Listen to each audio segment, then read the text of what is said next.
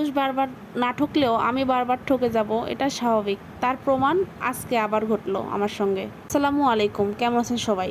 আজকে আমি ফুডপান্ডা থেকে একটা মিষ্টি অর্ডার করছিলাম মিঠাই বাজারের। তো মিঠাই বাজারের মিষ্টি অর্ডার করার পর আমাকে মানে ডেলিভারি ম্যান মিষ্টিটা বাসায় দিয়ে যায়। মিষ্টিটা দেখে আমি অনেক খুশি হয়েছিলাম, কেননা আমার মিষ্টি খেতে খুবই ইচ্ছা হচ্ছিল।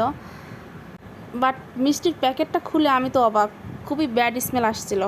তখন কি করব, আবার মিষ্টিটা তো চেক করতে হবে যে আসলেই ভালো কিনা, আগে তো ফেলে দেওয়া যাবে না।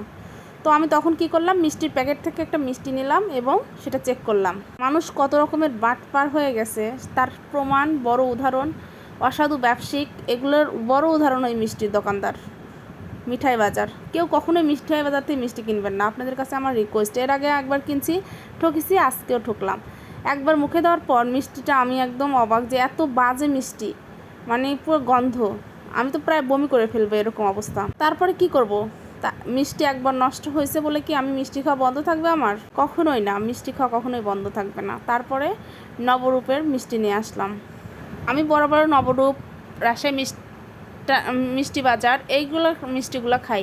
বেলফুলের মিষ্টি মাঝে মাঝে খাওয়া হয়, সব মিষ্টি খাওয়া হয় এমনটা না। রাজশাহীতে মিষ্টি আসলে ভালো না। আমরা নাটোরের মানুষ, নাটোরের মৌচাকের মিষ্টি অনেক ফেমাস এবং খুবই সুস্বাদু। নাটোরে আছেন বা নাটোরে থাকেন, নাটোরে বাসা, তারা অবশ্যই জানেন। তো আমি মিষ্টিগুলো দেখলাম যে না, ভালো, কোনো বাজে স্মেল আসছে না। সাদা মিষ্টি বরাবরের নবরূপের ভালো। তো সাদা মিষ্টি একটু খেয়ে দেখলাম যে না, সুন্দর, এলাচির গন্ধ, খুব সুন্দর টেস্ট। তারপর একবার দেখলাম যে এই মিষ্টি কেমন। পরে কালো জাম খেয়ে দেখলাম না, এটাও ভালো, মাশাল্লাহ। তো মিষ্টিগুলো চেক করে দেখলাম স্যাটিসফ্যাকশন। সো ভালো থাকবেন সবাই, প্রতারকের হাত থেকে বাঁচার চেষ্টা করবেন সবাই।